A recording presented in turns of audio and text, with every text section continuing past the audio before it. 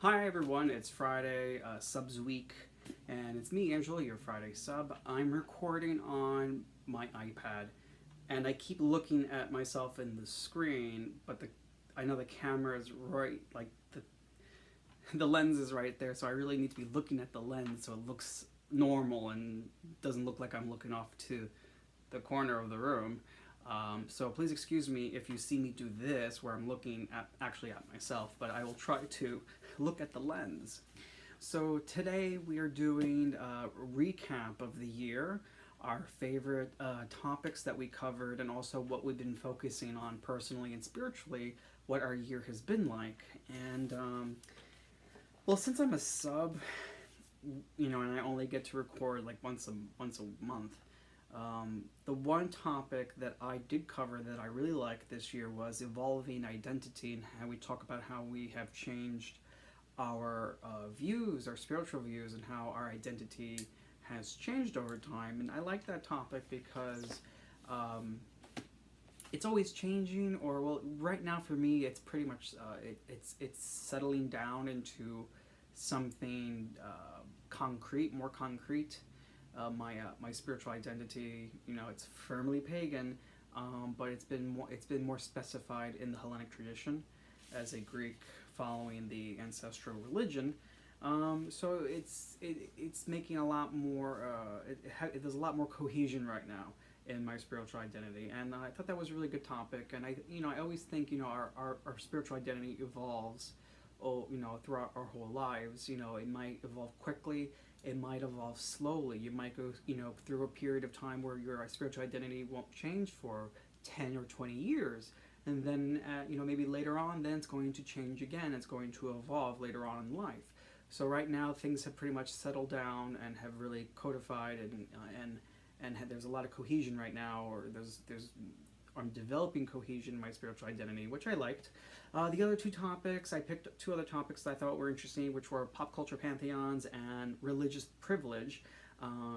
Religious privilege was very interesting because um, that I thought was very true. We live in the United States, at least, or if you live in a Western culture that's predominantly been ruled by Christianity of one form or another, religious privilege is very relevant. People don't talk about it because if you're in a society that is dominated by Christianity, most people partake in that religion, so they're not aware of that privilege. That if you meet someone and you say, like the example of, oh, it's, I need to have off this Sunday, it's Easter, your boss would be like, oh, okay, they understand what you're talking about. But if I were to be, I need off for, my Greek holiday, they would, pagan holiday, they would look at me and say, what is that? They would have no idea how to frame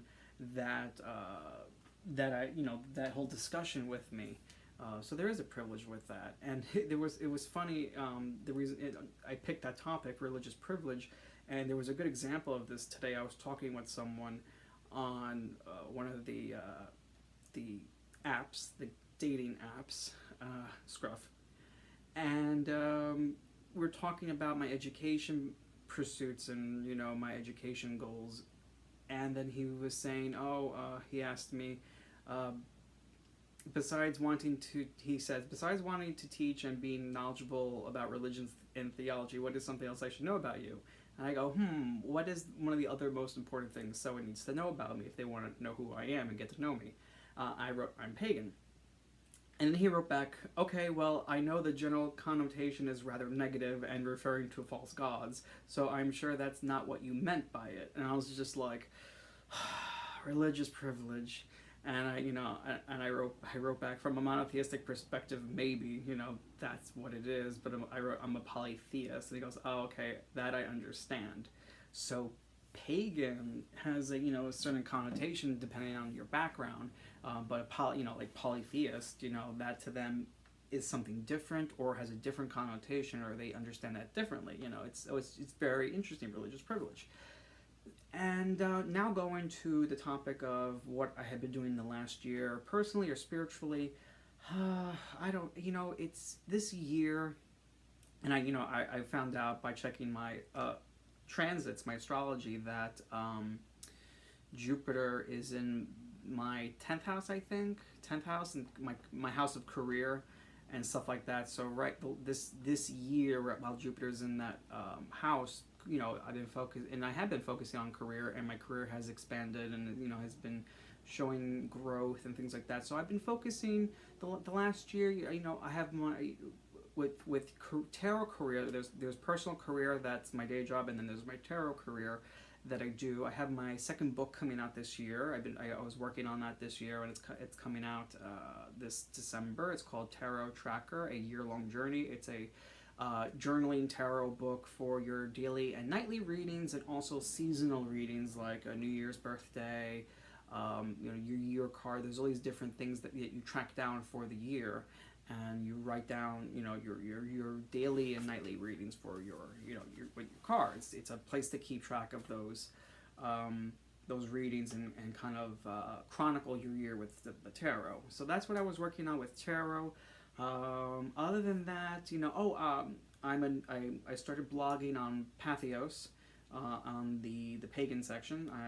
I have a column called The Hearth of Hellenism, where I talk about Hellenism, and really just everything about Hellenism, the religion, the philosophy, history, commentary, just anything that I want to talk about from a Hellenistic point of view as a Greek, and talk about topics from a Hellenic